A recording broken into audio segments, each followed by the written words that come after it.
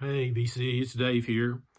I thought I would enter uh, Alex's experimental vinyl or experimental tag. He has a place on the VC. It's called Motoric 247, and he shows a lot of experimental stuff. And I like a lot of that stuff myself. So I thought I'd enter some, enter my own tag to that.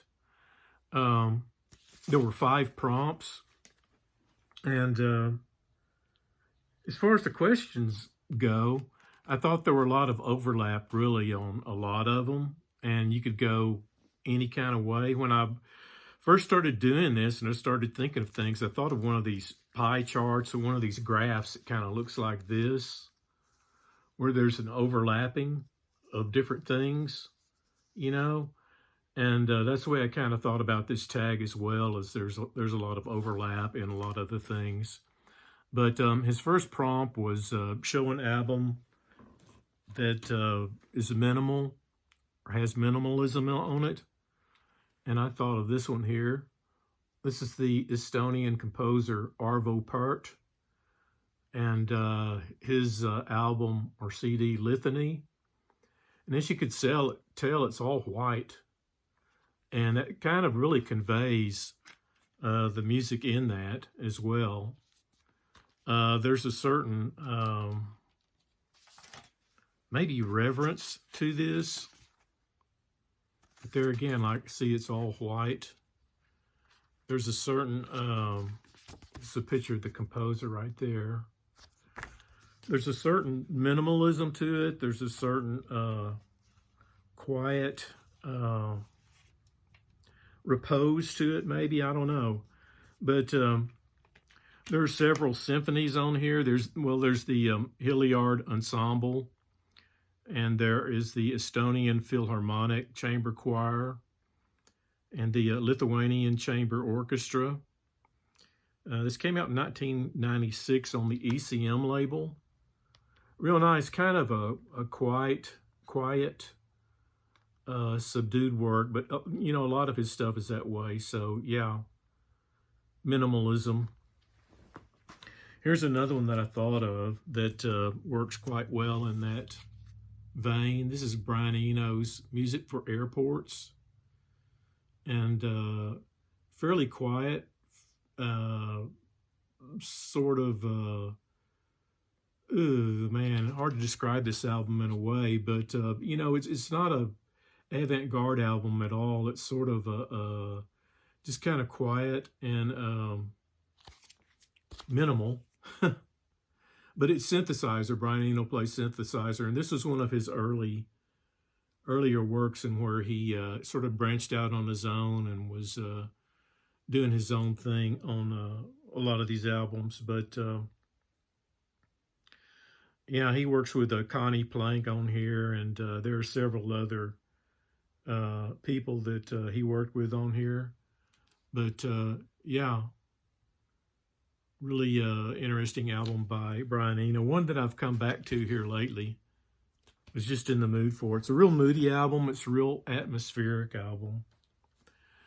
The second prompt was show an album that evokes a dream state. I'd go with something like this. This is Steve Roach's Structures of Silence. He's another synthesist. And I remember when this came out back in the 80s. And of course, it gets lumped in with New Age and everything, because there's just, back in the 80s, there wasn't really anywhere else to put it. It wouldn't fit in jazz. It wouldn't fit in rock and roll or rock or, anything like that. But I remember hearing this album on Hearts of Space and loving it from the first time I heard it.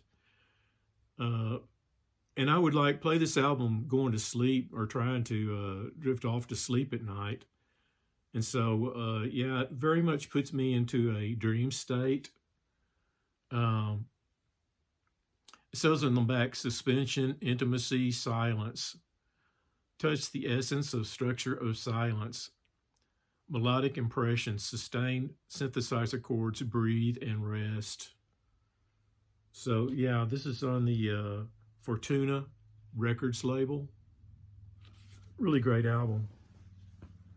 Here's another one that this is on the Hearts of Space record label.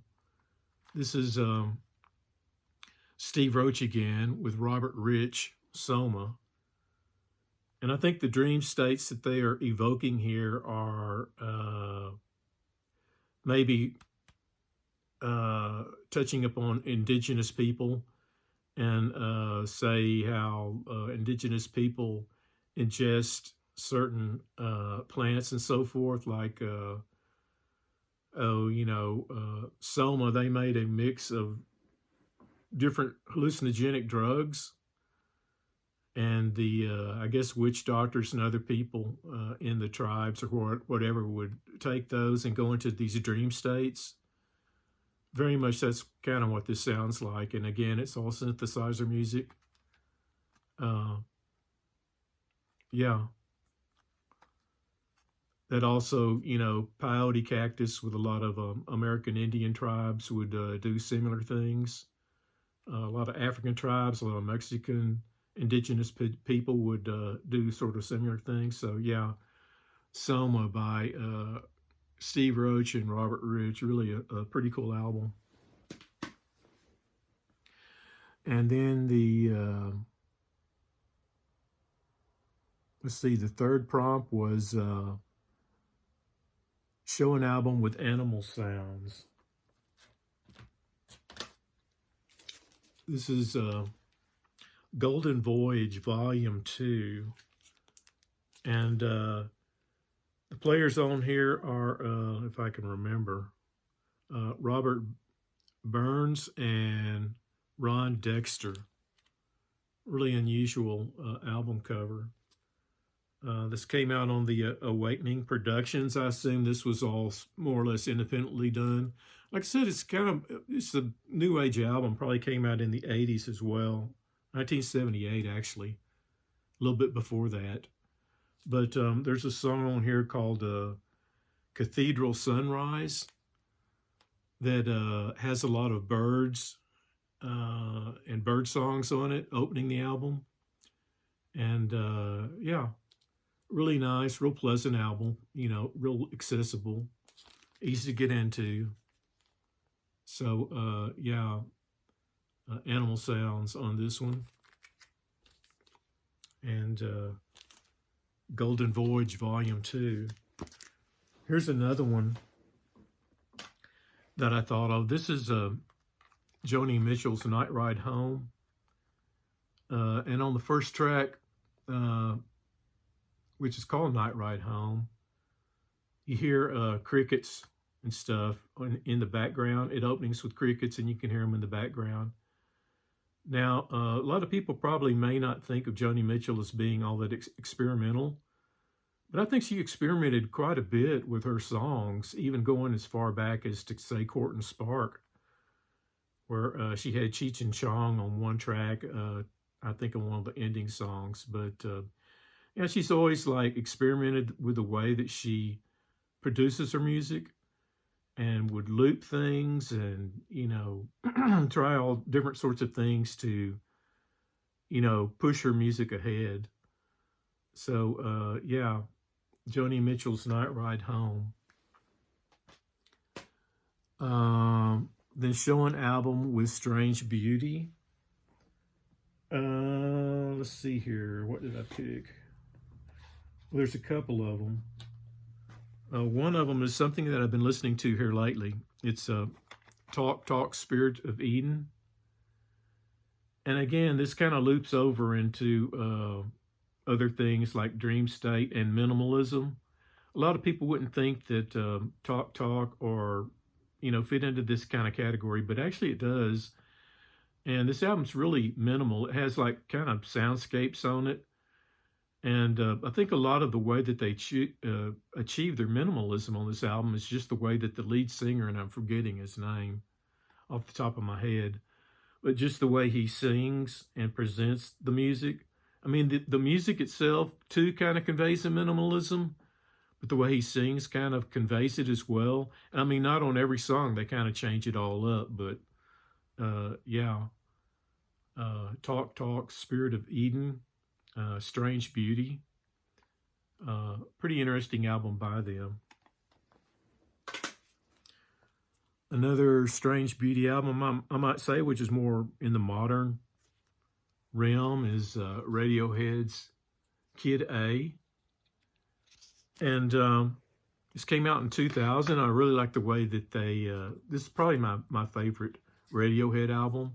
Came with a real interesting booklet, too, that was done by, the artwork was done by one of their friends. Forget his name now, but you can look it up. But it's a really kind of cool artwork. It's got this fold-out kind of see-through translucent sleeve, and then this other artwork, too, as well.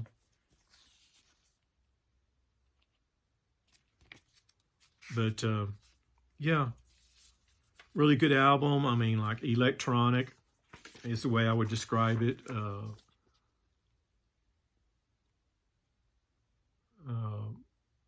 Yeah, electronic, dreamlike in some ways. So there again, you know, you have it crossing over boundaries. But, yeah. A lot of people may not like this because it's so experimental, maybe, but I love it, man. I fell into it pretty quickly. So, yeah, Kid A by Radiohead. And then the fifth prompt was show an album cover by a visual artist or a musical artist that also does artwork, something like that. Or you could show,